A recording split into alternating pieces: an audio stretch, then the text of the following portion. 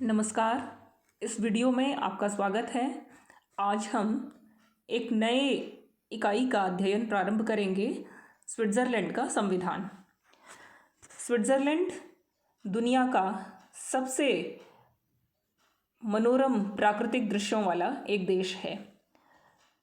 Switzerland पर्यटकों के लिए सर्वाधिक प्रथम पसंद का देश है, जहाँ पर प्रत्येक पर्यटक एक बार ज़रूर जाना चाहता है। अपने प्राकृतिक मनोरम दृश्यों के लिए विख्यात यह देश पश्चिमी यूरोप के मध्य में स्थित है। इस देश का यह नक्शा जो कि हम देख सकते हैं, और रेड क्रॉस का चिन्ह वाला यह नक्शा रेड क्रॉस सोसाइटी का केंद्र भी है, जो कि पूरी दुनिया में अपने मानवीय सहायता और विपदा में सहायता करने से संबंधित एक प्रमुख संस्था है। स्विट्ज़रलैंड के कुछ मनोरम प्राकृतिक दृश्यों की यह तस्वीर हम यहाँ पर देख सकते हैं। ये आल्प्स पर्वतमालाओं के बीच में स्थित एक बहुत ही सुंदर प्राकृतिक संपदा से भरपूर एक देश है। दुनिया भर के फिल्म निर्माताओं के लिए यह पहली पसंद का प्राकृतिक दृश्यों वाला एक सेट उपस्थित करता है। इस प्रकार के पहाड़ों के बीच में स्थित स्विट्ज़रलैंड के छोटे छोटे गांव और नगर हैं, और प्रत्येक गांव अपने आप में सुंदर पहाड़ी दृश्य, मनोरम झीलें और हरियाली लिए हुए हैं। स्विट्ज़रलैंड के यदि स्थिति और भूगोल पर दृष्टिपात करें तो हम देख सकते हैं कि पश्चिमी यूरोप में स्थित यह देश यूरोप के हृदय में विद्यमान है। इसके एक तरफ यह हमें स्पष्ट दिखाई दे रहा है कि पर्पल कलर का यह जो पहाड़ों से घिरा हुआ स्टेट है, इसके उत्तर में जर्मनी एक बड़ा देश है। इसके पश्चिम में फ्रांस, जो कि एक यूरोप की फिर से एक प्रमुख महाशक्ति है। इसके दक्षिण में पीले रंग में यह इटली का नक्शा नज़र आ रहा है, और इसके पूर्व में ऑस्ट्रिया और हंगरी, चेकोस्लोवाकिया इत्यादि ये देश विद्यमान हैं। और इन सभी यूरोप की महान शक्तियों के बीच एल्प्स पर्वतमालाओं के पहाड़ों के ऊपर बसा हुआ यह देश है। इसलिए यह देश इन सभी प्रतिस्पर्धी राज्यों के लिए आकर्षण का एक प्रमुख केंद्र है। मध्यकाल में जब जर्मनी और फ्रांस, जो कि एक दूसरे के सहज शत्रु थे, और इनके शत्रुतापूर्ण युद्धों में स्विट्ज़रलैंड को प्राप्त करने का प्रयास जर्मनी और फ्रांस इन दोनों ने मध्यकाल में किया है, किंतु अपनी भौगोलिक स्थिति के कारण और अपनी ऊंचाई के कारण इस देश को तटस्थ रखना ही इन देशों के लिए सर्वाधिक लाभकारी स्थिति थी। और 1815 की वियना कांग्रेस के बाद हम जानते हैं कि स्विट्ज़रलैंड को स्थायी तटस्थता का दर्जा मिल गया, और विश्व में यह एकमात्र तटस्थ राष्ट्र के नाम से जाना जाता है। यदि इसके क्षेत्रफल की बात करें तो बहुत कम क्षेत्रफल वाला यह देश है, और 15,950 वर्ग मील वाला यह देश, जो लगभग 40,000 किलोमीटर में यदि हम कन्वर्ट करें तो हम देख सकते हैं, और भारत के केरल राज्य के बराबर का इसका क्षेत्रफल है। राजस्थान के जैसलमेर जिले से थोड़ा ही अधिक क्षेत्रफल वाला यह छोटा सा देश है। पहाड़ों में बसा हुआ देश है। पहाड़ों के कारण विभिन्न राज्य एक दूसरे से प्राकृतिक सीमाओं से बटे हुए हैं, और क्योंकि पथरीली ज़मीन है, इसलिए यदि आर्थिक दृष्टि से बात करें तो कृषि की दृष्टि से यह देश उपयुक्त नहीं है, और पूरे देश के क्षेत्रफल का मात्र 30 से 35% भाग ही खेती के योग्य है। यहाँ खनिज संपदा भी अधिक नहीं है और यहाँ पे पर्यटन की दृष्टि से यह एक बहुत ही समृद्ध क्षेत्र है। प्रकृति ने जी खोलकर इस देश को अप्रतिम प्राकृतिक सौंदर्य प्रदान किया है, इसलिए दुनिया भर के फिल्म उद्योगों के लिए यहाँ पे शूटिंग करना और उसी शूटिंग के कारण यहाँ पर अनेक अन्य सहायक उद्योग भी विकसित हो गए हैं। दुनिया भर के पर्यटकों के लिए भी यह देश एक महत्वपूर्ण डेस्टिनेशन देने वाला देश है। स्विट्ज़रलैंड आर्थिक क्षेत्र में अपने मजबूत बैंकिंग क्षेत्र के लिए भी एक महत्वपूर्ण पहुंच वाला देश है। दुनिया भर के लोग जो अपनी आमदनी का अतिरिक्त पैसा प्राप्त करते हैं वे स्विट्ज़रलैंड के बैंकों में जमा करना चाहते हैं और एक अनुमान के मुताबिक दुनिया के सभी महत्वपूर्ण राजदूत दुनिया के सभी महत्वपूर्ण राजनेता और बड़े बड़े उद्योगपति और फिल्म इंडस्ट्रीज़ के जो बड़े अभिनेता हैं उनका पैसा स्विट्ज़रलैंड के बैंकों में बैंक खातों में जमा है, क्योंकि स्विट्ज़रलैंड में मज़बूत सिक्योरिटी सिस्टम है और मज़बूत इस प्रकार का सिस्टम है कि वहाँ की बैंकों से यह पता नहीं लगा सकते कि किसका पैसा यहाँ पर जमा किया गया है। स्विट्ज़रलैंड अपनी बहुत ही विकसित घड़ियों के लिए भी विख्यात है और स्विस वॉचेस जो हैं वो दुनिया की सर्वाधिक बेहतरीन घड़ियों में से एक घड़ियाँ मानी जाती हैं।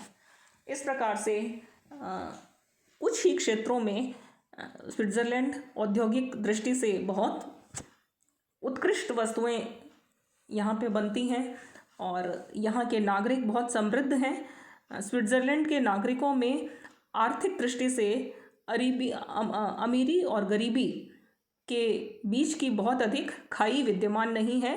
उच्च मध्यम वर्गीय लोग स्विट्ज़रलैंड में निवास करते हैं। सामाजिक दृष्टि से यदि देखें तो स्विट्ज़रलैंड में भाषाई और जातीय विविधता विद्यमान है।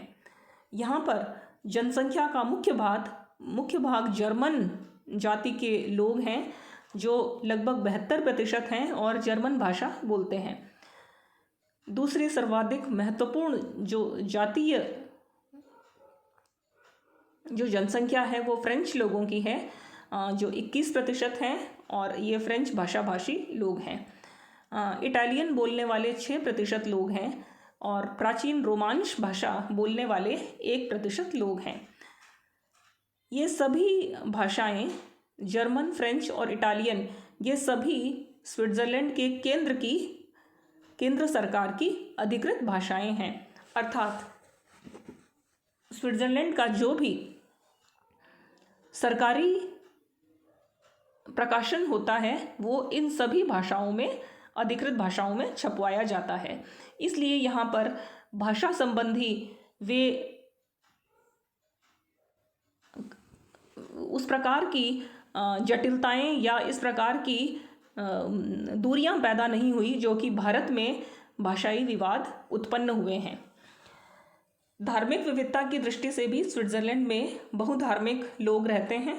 यहाँ पर प्रोटेस्टेंट धर्मावलंबी 58% हैं, कैथोलिक धर्मावलंबी 41% हैं और यहाँ पर किसी भी धर्म को न मानने वाले नास्तिक लोगों की भी जनसंख्या विद्यमान है। और ये सभी लोग धार्मिक विविधता के होते हुए भी धार्मिक सहिष्णुता का पालन करते हैं और इस प्रकार से यह एक बहुभाषा भाषी और बहुधार्मिक संस्कृति वाला देश है।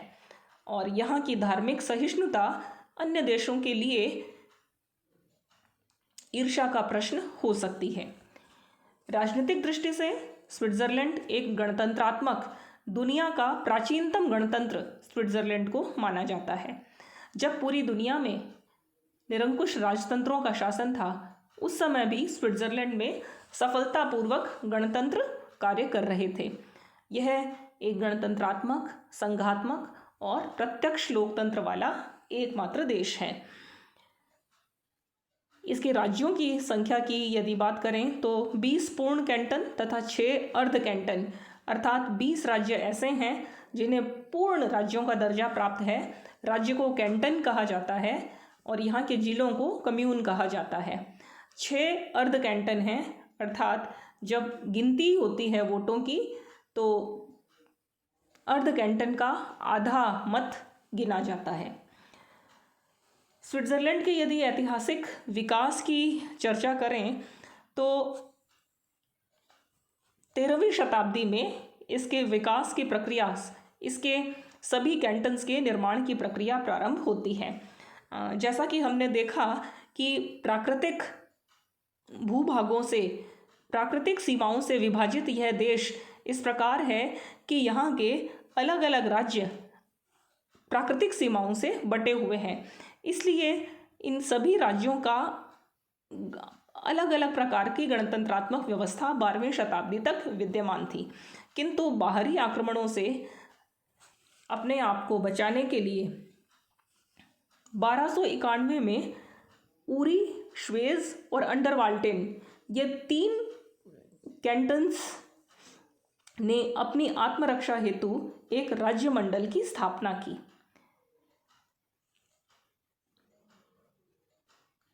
1353 में 8 अन्य कैंटन्स भी इस राज्य मंडल में स्थापित हो गए। यह जो राज्य मंडल था ये राज्यों का एक ढीला ढाला संगठन था और इस राज्य मंडल का निर्माण केवल इस स्थिति से निपटने के लिए किया गया था कि यदि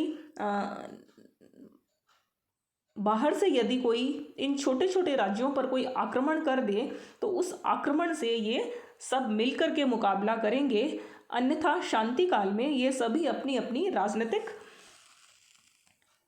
व्यवस्था के लिए अपने अलग अलग ही, इनका कोई भी उत्तरदायित्व नहीं था। 1648 तक ये 8 कैंटन राज्य मंडल के रूप में विद्यमान रहे। 1648 में कुछ और कैंटन, 5 कैंटन और सम्मिलित हो गए और इन कैंटन्स की संख्या बढ़कर के राज्य मंडल की संख्या में 13 कैंटन सम्मिलित हो गए। 1648 की वेस्टफेलिया संधि में स्विट्जरलैंड को सबसे पहली बार एक संप्रभु राज्य की मान्यता दे दी गई।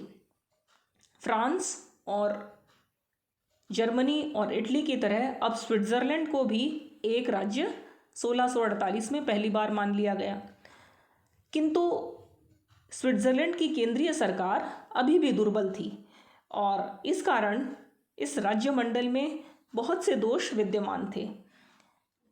केंद्रीय सरकार की दुर्बलता के कारण सभी राज्य, सभी कैंटन्स अपनी अपनी मनमानी करते थे और शांति काल में इनका आपसी संघर्ष और छोटे मोटे झगड़े चलते रहते थे। दुर्बल केंद्र के कारण 1798 में नेपोलियन के नेतृत्व में फ्रांस ने स्विट्जरलैंड पर आक्रमण किया और उस पर विजय प्राप्त कर ली। नेपोलियन ने विजय प्राप्त करने के बाद स्विट्जरलैंड में फ्रांस के ही नमूने का एकात्मक और केंद्रीकृत हेल्वेटिक गणतंत्र स्थापित कर लिया, किंतु हेल्वेटिक गणतंत्र की यह नई परंपरा जो कि एक मजबूत और एकात्मक केंद्र की परंपरा थी, ये स्विट्जरलैंड के स्वतंत्रता प्रिय नागरिकों को रास नहीं आई और शीघ्र ही उन्होंने इस व्यवस्था को नकार करके इसके प्रति अपना रोष दिखाना प्रारंभ किया और इस प्रकार 1803 में स्विट्जरलैंड की जनता ने हेल्वेटिक गणतंत्र का अंत कर दिया। नेपोलियन ने इस हेल्वेटिक गणतंत्र की असफल प्रयोग के बाद कैंटन्स को कुछ अधिक स्वायत्तता प्रदान की और स्विट्जरलैंड में 6 नए और कैंटन की स्थापना कर दी गई। इस प्रकार से राज्यों की स्वायत्तता को 1803 में और अधिक बढ़ा दिया गया।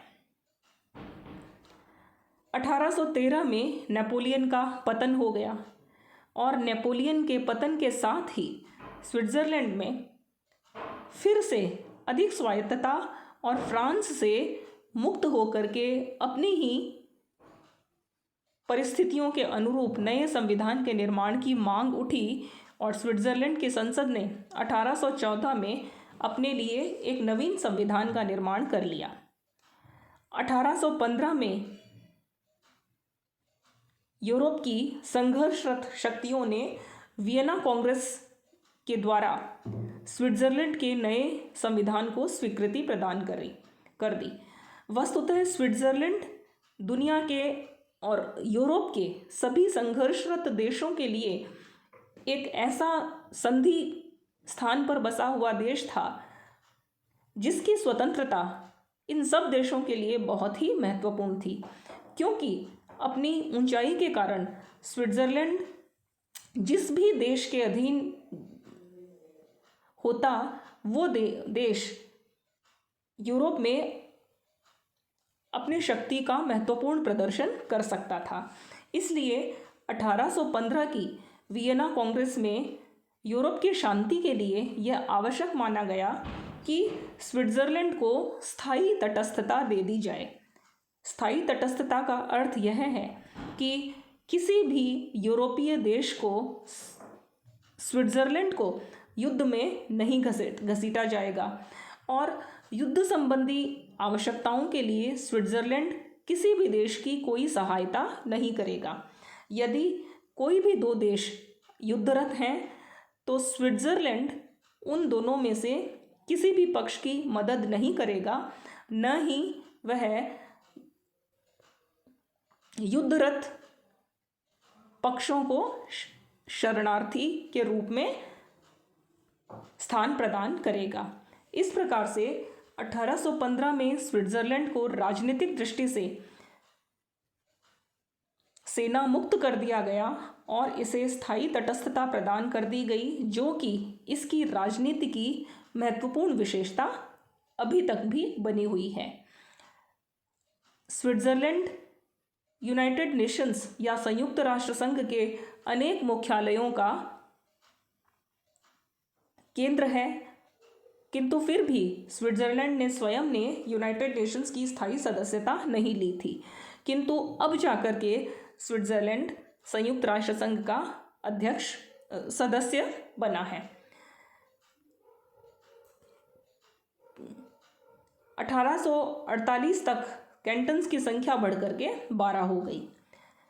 1848 का जो नया संविधान अस्तित्व में आया उसके आने का कारण यह था कि 1815 के संविधान के अस्तित्व में आने के बाद कैंटन्स में उग्र संघर्ष प्रारंभ हो गया था।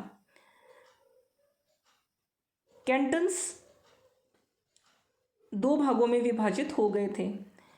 एक कैंटन्स का समूह रेडिकल्स के नाम से विख्यात हुआ, जो कि केंद्र की शक्तियों को अधिक मजबूत करना चाहता था। कुछ कैंटन्स का समूह केंद्र की शक्तियों को कम करना चाहता था और राज्यों की शक्तियों को बढ़ाना चाहता था। यह दूसरा समूह फेडरलिस्ट के नाम से जाना गया। इस प्रकार से रेडिकल्स और फेडरलिस्ट के बीच में 1815 के बाद निरंतर उग्र संघर्ष चलता रहा। 1847 में इन दोनों पक्षों के बीच में एक गृहयुद्ध हुआ, जिसमें रेडिकल्स की विजय हुई, अर्थात स्विट्ज़रलैंड में एक शक्तिशाली केंद्र के पक्ष वाले गुट की विजय हो गई और इस प्रकार से स्विट्ज़रलैंड में 1848 में नया संविधान बनाया गया। इस नए संविधान के अंतर्गत केंद्र को बहुत अधिक शक्तियां दी गई, यद्यपि राज्यों की स्वायत्तता का भी पूरा ध्यान रखा गया था। किंतु 1874 में केंद्र सरकार को और अधिक शक्तियां देने की मांग की गई, जिसे स्वीकार कर लिया गया और 1874 में स्विट्ज़रलैंड के संविधान का पूर्ण संशोधन किया गया और इस प्रकार से एक प्रकार से नवीन संविधान अस्तित्व में आ गया।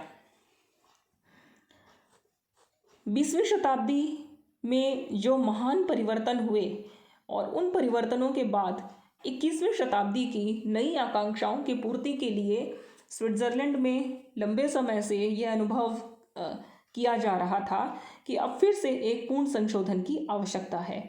और इसीलिए 1997 में स्विट्ज़रलैंड में एक संवैधानिक सम्मेलन का आयोजित किया गया, जिसके अंतर्गत एक नए संविधान का निर्माण करके 1999 में नया संविधान बना लिया गया।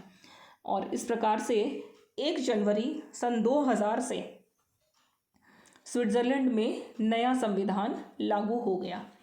इस प्रकार हम देख सकते हैं कि 1291 से स्विट्ज़रलैंड के कैंटन्स का राज्यमंडल एक ढीला ढाला राज्यमंडल बनकर के प्रारंभ हुआ और धीरे धीरे विकास करते करते यह 20 राज्य या 20 कैंटन्स और 6 अर्ध कैंटन वाला एक शक्तिशाली केंद्र किंतु मजबूत स्वायत्तता वाले राज्यों का एक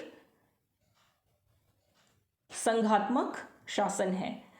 यहाँ की सर्वाधिक महत्वपूर्ण विशेषता राजनीतिक दृष्टि से यह लोकतंत्र की प्रयोगशाला माना जाता है और इसे क्रेडल ऑफ डेमोक्रेसी भी कहा जाता है। यह प्रत्यक्ष लोकतंत्र की बहुत सारी विधाओं के कारण आज भी यहाँ की जनता यहाँ के महत्वपूर्ण राजनीतिक निर्णयों में पूर्ण सहभागिता निभाती है। स्विट्ज़रलैंड में लोक निर्णय, जनमत संग्रह इत्यादि व्यवस्थाएं केंद्र स्तर पर भी विद्यमान है और राज्यों के स्तर पर भी विद्यमान है। इस प्रकार से जहां इंग्लैंड संसदीय लोकतंत्र के कारण संसदीय लोकतंत्र की जननी होने के लिए विख्यात है और अमेरिका अपने संघात्मक प्रयोग के कारण जाना जाता है, वहीं स्विट्ज़रलैंड अपनी महत्वपूर्ण गणतंत्रीय व्यवस्था तथा प्रत्यक्ष प्रजातंत्र का घर होने के नाते विख्यात है। और स्विट्ज़रलैंड इस नाते भी विख्यात है कि यह एक बहुभाषा भाषी और बहुजातीय देश होते हुए भी और अपने चारों तरफ से शक्तिशाली शत्रुओं से घिरा होने के बावजूद भी निरंतर शांति और स्थिरता बनाए रखने वाला देश है और अपनी स्थायी तटस्थता के कारण भी यह विश्व के आकर्षण का केंद्र बना हुआ है। धन्यवाद।